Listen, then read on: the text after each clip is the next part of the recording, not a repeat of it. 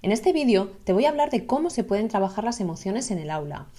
Si crees que es importante trabajar la gestión emocional, ayudarles a que se conozcan, a que sepan manejar sus conflictos internos, te voy a contar cuáles son los 5 principios básicos para trabajar la educación emocional en el aula.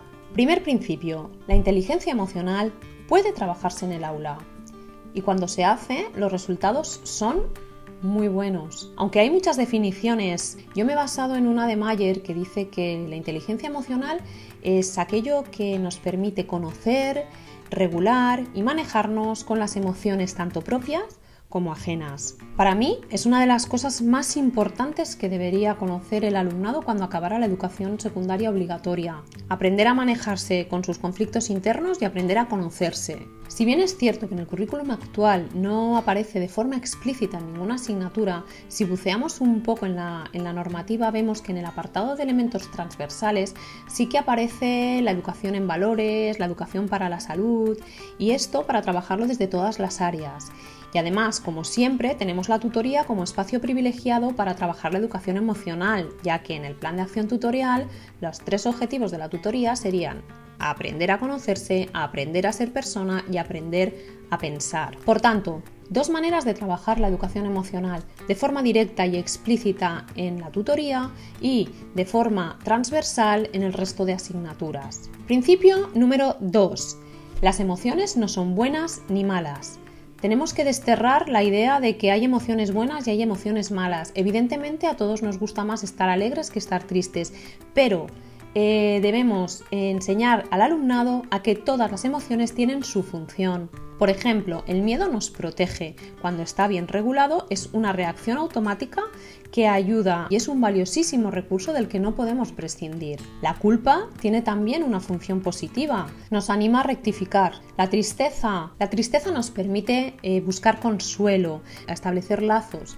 La tristeza por la pérdida de un ser querido, por ejemplo, nos está hablando de lo importante que esta persona ha sido para nosotros. La tristeza actúa como motor para las relaciones y para que el ser humano se apegue a otras personas. La rabia es otra de las emociones que nos puede ayudar si está bien regulada. ¿Por qué? Porque nos ayuda a poner límites. El enfado nos ayuda a poner límites, a decir hasta aquí, de aquí no pasas. Tercer principio. Ojos que no ven, corazón que sí siente. Existe la creencia de que si no escarbamos demasiado, de que si no profundizamos, pues las cosas se nos olvidarán y se nos acabarán pasando. Incluso hay un refrán que dice, el tiempo todo lo cura.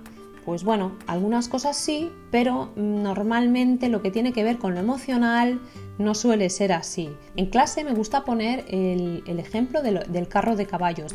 Imagínate que vas encima de un carro guiado por caballos y llevas tú las riendas.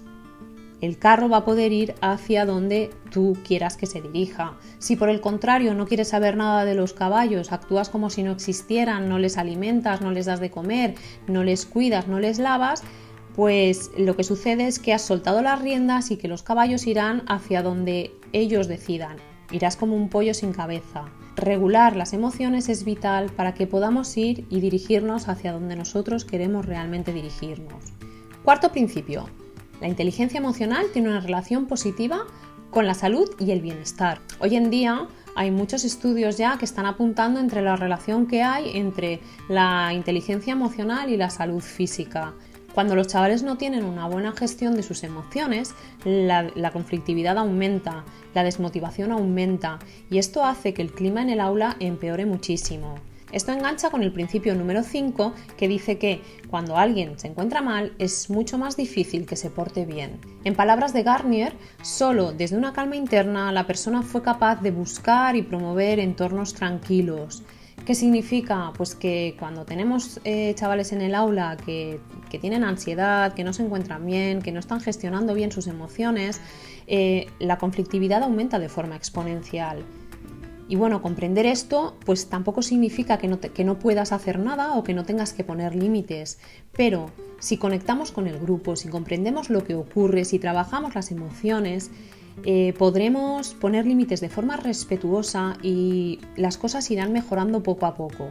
¿Cómo llevamos todo esto al aula? Pues se pueden hacer actividades como por ejemplo hacer una puesta en común de una situación que nos haya un poco desbordado emocionalmente, es decir, que los alumnos y alumnas nos cuenten qué pasó cuando estaban pues, muy enfadados, muy agobiados, o una situación en la que una emoción tuvieran una emoción a flor de piel, ¿no?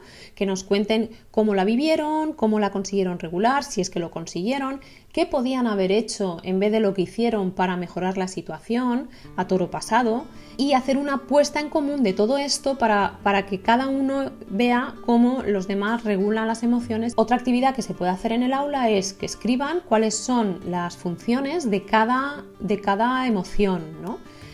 Por ejemplo, cuáles son las funciones de la tristeza, cuáles son las funciones de la culpa, cuáles son las funciones del miedo. Si lo quieres más fácil, he preparado unos PDF para que sea más cómodo descargártelos y llevártelos al aula. Te dejo el enlace en comentarios y suscribiéndote a la web te enviaré el código de descarga para que sea aquello de imprime y listo. Pues de momento esto es todo, hemos visto los 5 principios básicos para trabajar las emociones en el aula y alguna actividad para poder hacer. Bueno, esta es la teoría, luego en la realidad es cierto que hay muchos factores que influyen, no hay verdades absolutas ni hay recetas mágicas, ¿vale? Vilaseca dice, no te creas nada, verifícalo. Pues eso, no te creas nada, verifícalo en tu aula y cuéntame qué herramientas te están funcionando de gestión emocional. Muchas gracias por estar aquí, por escucharme y nos vemos en el siguiente vídeo.